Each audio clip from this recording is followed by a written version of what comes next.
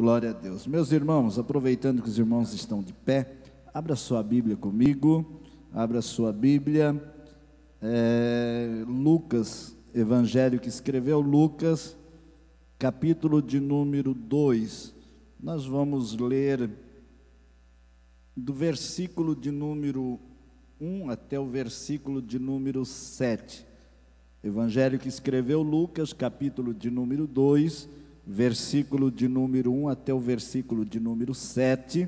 Enquanto você acha, eu quero desejar a você um Feliz Natal, que Deus possa abençoar a sua vida, em meu nome, em nome da minha esposa, em nome da minha família, que Deus abençoe poderosamente cada um, o nosso pastor Inês, Feliz Natal, os nossos obreiros, companheiros que estão sempre conosco, a nossa liderança, e sempre a igreja, sempre estão juntos. Que Deus abençoe e que nesse Natal você possa sentir a presença de Jesus bem pertinho na sua vida, tá bom?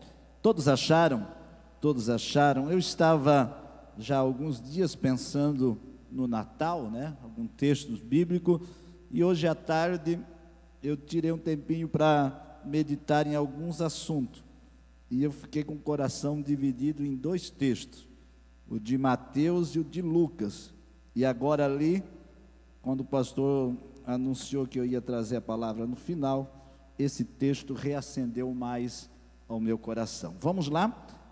E aconteceu naqueles dias que saiu um decreto da parte de César Augusto para que todo mundo se alistasse.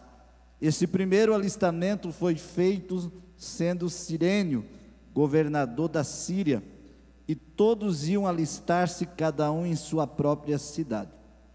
Subiu da Galileia também José, da cidade de Nazaré, a Judeia, a cidade de Davi, chamada Belém, que era da casa da família de Davi, a fim de alistar-se com Maria, sua mulher, que estava grávida.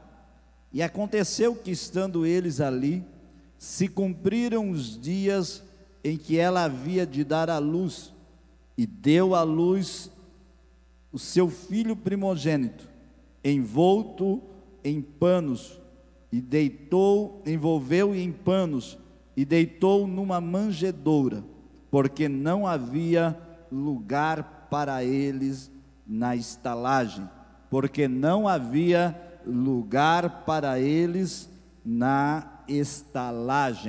Podeis sentar, podeis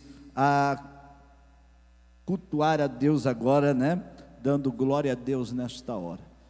Irmãos, eu estava pensando nesse texto, e eu quero contextualizar ele para nós nesta noite. E o tema da minha mensagem, na minha breve reflexão nesta noite, a minha mensagem nesta noite tem um tema: procurando um lugar para Jesus nascer. Olhe para a pessoa que está ao teu lado e diga para ela, repita com ela esse tema, diga para ela: procurando um lugar para Jesus nascer. Eu estava observando, o texto que nós lemos é muito rico, tanto na história, como no cumprimento da palavra de Deus. Quando você lê o texto que nós lemos, o Evangelho de Lucas, ele vai dar alguns detalhes que é rico na história, e ele vai também dar alguns detalhes que é rico no cumprimento das profecias bíblicas. E é isso que é interessante, porque o versículo de número 6 vai dizer assim: e cumprindo-se os dias, ou seja, quando chegou a hora exata, quando chegou o dia completo, quando chegou o dia exato para se realizar, nada acontece por acaso, tudo tem um propósito divino. A gente precisa entender que eu e você não acreditamos em destino, eu e você não acreditamos em coincidência, nós acreditamos em cristocidência. Tudo tudo é um propósito divino, e tudo está no controle de Deus, e Cristo tem um propósito para a minha e para a tua vida. Você acredita nisto? Não é fácil para muitos acreditar que Deus tem um propósito em todas as coisas. Não é fácil para alguns acreditar que em qualquer situação da nossa vida Deus tem um propósito. Mas eu venho afirmar aqui categoricamente que eu e você não acreditamos no destino, não acreditamos na coincidência, nós acreditamos no propósito de Deus para a nossa vida, independente se é bom ou ruim a circunstância que estamos vivendo. O interessante é que Deus tem um propósito para a nossa vida. Uramandarai. Você crê que Deus tem um propósito? Você pode levantar a sua mão que Deus tem uma direção. Sabe o que eu acho interessante? Que nada acontece por acaso na história, nada acontece por acaso na vida de Jesus. Tudo acontece dentro de um cronograma divino para que os propósitos acontecessem. Observe que o propósito de Deus, observe que Deus, Ele promete dizendo que o Salvador seria humano.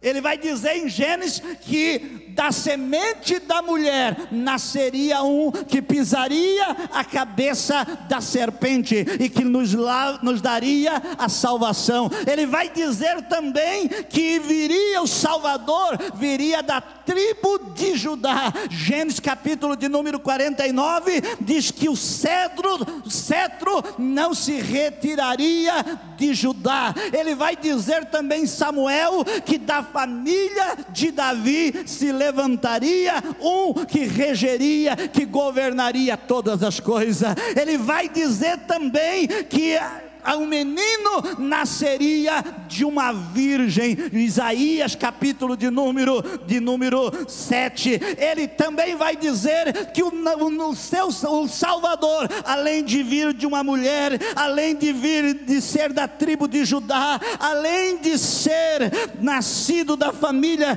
de Davi, além de vir de uma virgem, ele vai dizer que este menino também iria nascer em Belém. Observe que as profecias tinham um propósito definido para a vinda do Salvador. E acho interessante que cumprindo-se, o texto diz, e cumprindo-se os dias, estava Maria e José, aonde? Em Belém de Judá. E sabe, eu acho interessante que Lucas vai dizer assim: olha, César Augusto, o imperador, vai determinar um censo, e ele determinando o censo, cada um tinha ido para a sua cidade. Sabe o que eu acho interessante? É que os imperadores, que os homens desta terra acham que estão no controle, enquanto nós olhamos e dissemos: não é o homem que está no controle, é Deus que está direcionando todas as coisas. César Augusto, o imperador, deu a ordem e disse: é eu que estou mandando. E Deus está lá de cima olhando no trono e dizendo: você só está cumprindo parte dentro do propósito, porque eu quero que o meu menino, que o meu filho venha nascer, e chegou o tempo dele nascer, e ele precisa nascer em Belém. E sabe quanto era de Nazaré até Belém? Pelo menos 130 quilômetros. E aí a Maria, como grávida nos últimos dias, ela quem sabe não precisaria ir, mas ela pega e vai com José. Ela pega e vai com José. Sabe para quê? Para cumprir o propósito divino na vida de Maria, na vida de José, e também a profecia bíblica que Jesus iria nascer em Belém. Havia uma profecia lá de Miqueias Oséias capítulo de número 5, que dizia: e tu, Belém Efrata, pequenas e desprezada entre as demais, de ti nascerá o Salvador. Há uma mensagem de Deus para mim e para você. Deus gosta de trabalhar na contramão da lógica. Há uma mensagem de Deus para mim e para você.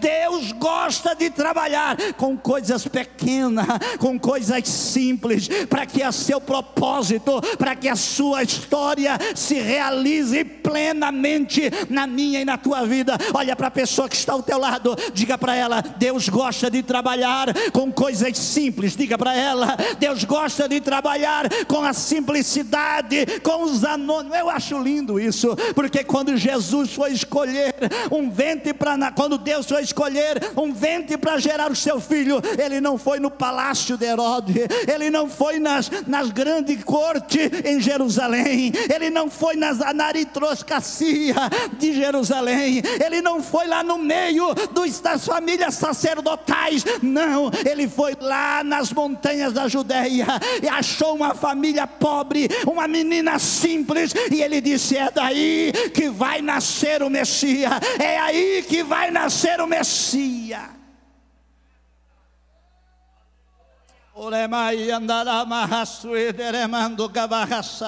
Agora eu acho interessante o negócio.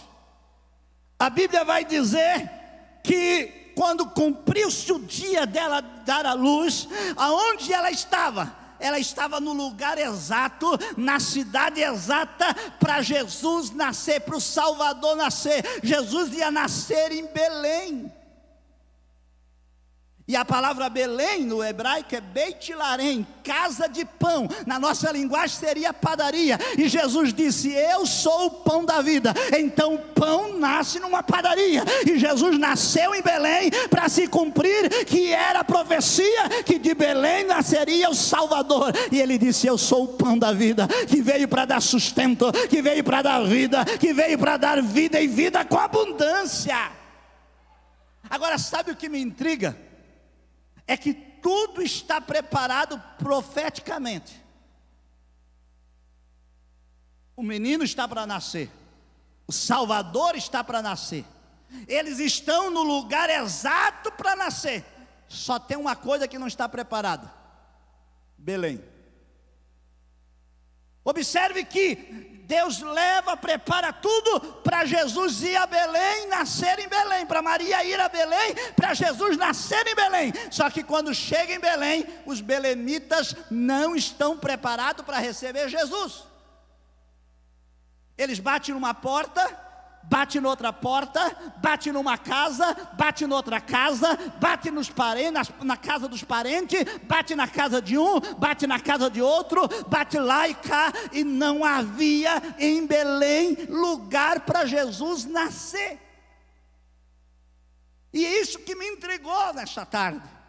É porque ele estava profeticamente preparado para Jesus nascer em Belém. E se era para Jesus nascer em Belém, era para os belemitas olharem a profecia, estarem atentos e dizer: o Salvador está chegando, vamos preparar para que o Salvador nasça, e nasça da melhor maneira possível. Mas não foi desse jeito, sabe por quê? Porque os belemitas não estavam interessados em Jesus. O texto vai dizer que não acharam lugar para Jesus nascer numa casa e nem numa estalagem em Belém.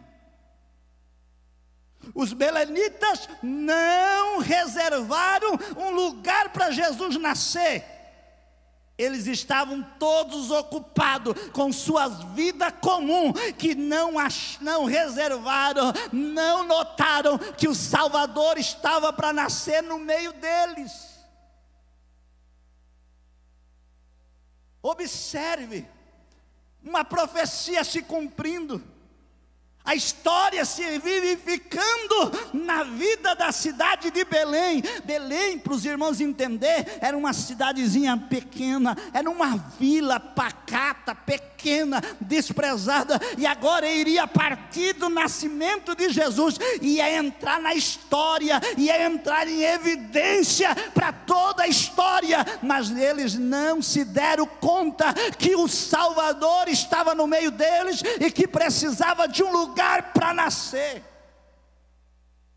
Eu tenho uma palavra para repartir com você nesta hora.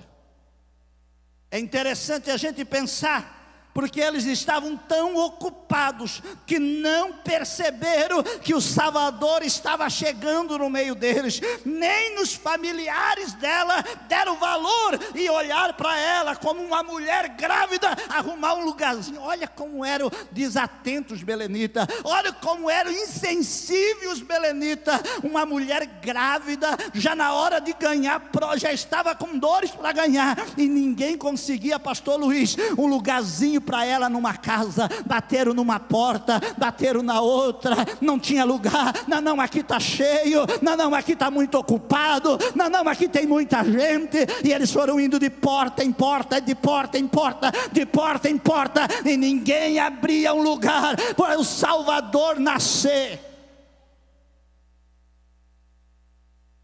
Estava tudo lotado, ocupado com muitas coisas. Se encheram de tantas coisas que se esqueceram de guardar um lugar para Jesus.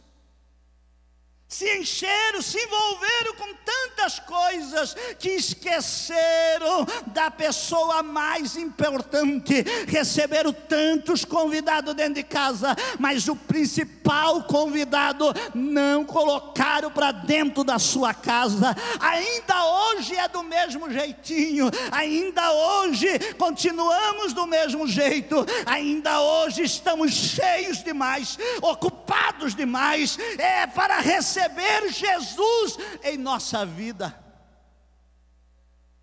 Ainda hoje estamos igual belenitas, ocupados demais, cheios demais para receber Jesus. Nos enchemos tanta coisa no Natal. Enchemos o Natal de tanta coisa. Enchemos o Natal de presépio, de árvore, de pisca-pisca.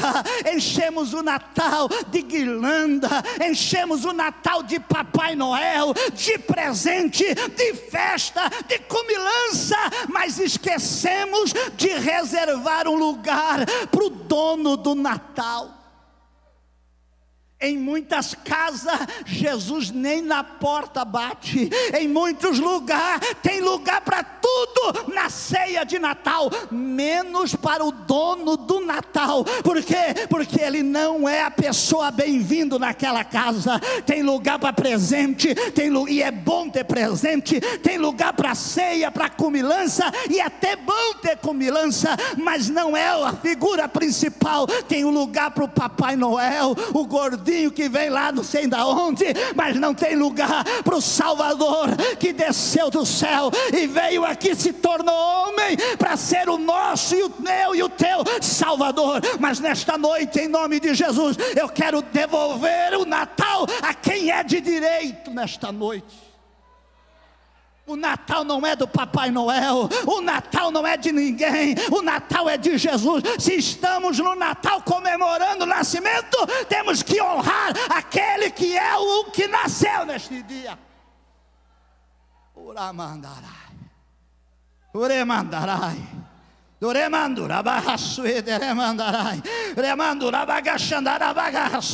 eu marquei uma frase aqui, marquei assim, ó: precisamos devolver o Natal ao verdadeiro dono. Precisamos cristianizar o Natal de novo. Oi. E muita gente, muita família se perguntar o que é o Natal. Para muitos vai dizer Papai Noel. As crianças vão dizer é presente.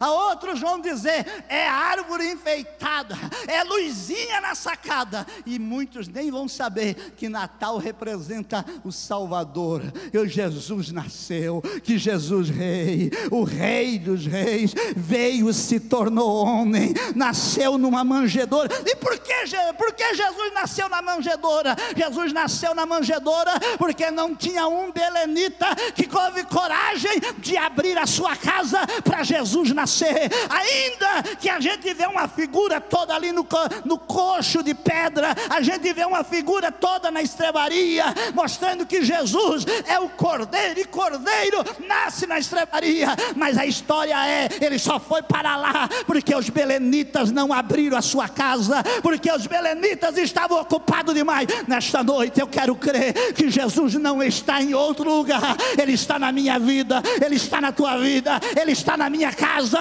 ele está na tua casa, porque ele é o verdadeiro centro da nossa vida. Sabe o que eu acho interessante?